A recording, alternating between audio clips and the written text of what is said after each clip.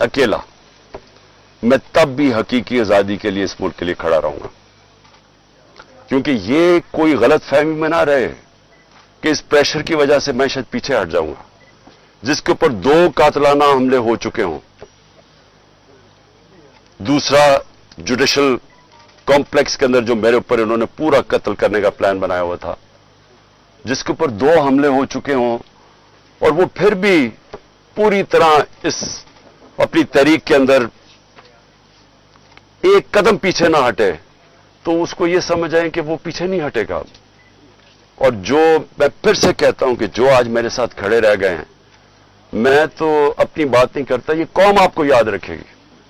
क्योंकि कौम को भी पता आप किस तरह के प्रेशर ले रहे हैं। और फिर इस सारी चीज के अंदर जो बात कोई कर नहीं रहा, और कभी भी किसी मुहज़्ज़ब माशरे में ऐसा नहीं होता कि 25 लोग अभी कंफर्म्ड 25 लोग शहीद हुए हैं,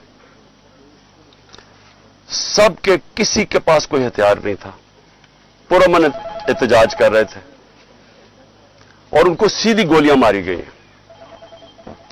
25 का हमें पता इसलिए क्योंकि हमें बाकी का पता इसलिए नहीं कि 7,500 वर्कर्स को पकड़ लिया,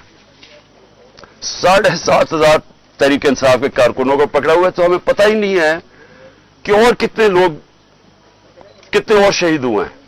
हमें इतना पता है कि तकरीबन 700 के करीब लोगों को इंजरीज हुई और वो गोलियों की इंजरीज ज्यादा हैं। तो बात तो आज ये करनी चाहिए कि क्या इसके ऊपर कोई कमीशन नहीं बैठनी चाहिए कि आपके मुल्क के शहरी हैं, जो भी है, एक आदमी कत्ल होता है तो उसके ऊपर तहकीकात होती हैं, तो पता तो चले कि ये हुआ क्या था। और मैं आज आप सबके सामने कह रहा हूं कि जब भी इंडिपेंडेंट कमीशन बैठेगी, इसके अंदर एक मुनज़्ज़म साजिश आपको नजर आएगी। प्लान किया हुआ था सब कुछ, क्योंकि मुझे तो शुरू में पता ही नहीं, मैं तो जेल में था 4 दिन, मुझे तो ये नहीं पता कि हो क्या रहा था। तो मैं जब बाहर निकला जेल से, उन्होंने कहा जी तबाही हो गई, ये हो गया, घर चलाए गए कोर कमांडर। मैं भी हैरान, ये हुआ क्या है, क्योंकि 27 साल में एक दफा बताओ कि कभी कोई इस तरह की जलाया घराव कुछ हुआ है 27 साल में। जब मुझे गोलियां लगती हैं तब तो, और मैं एक आर्मी ऑफिसर को नाम लेता हूं उसका, इंटेलिजेंस ऑफिसर को, तब तो कोई नहीं जलाता, कब तो कोई बिल्डिंग नहीं जलती।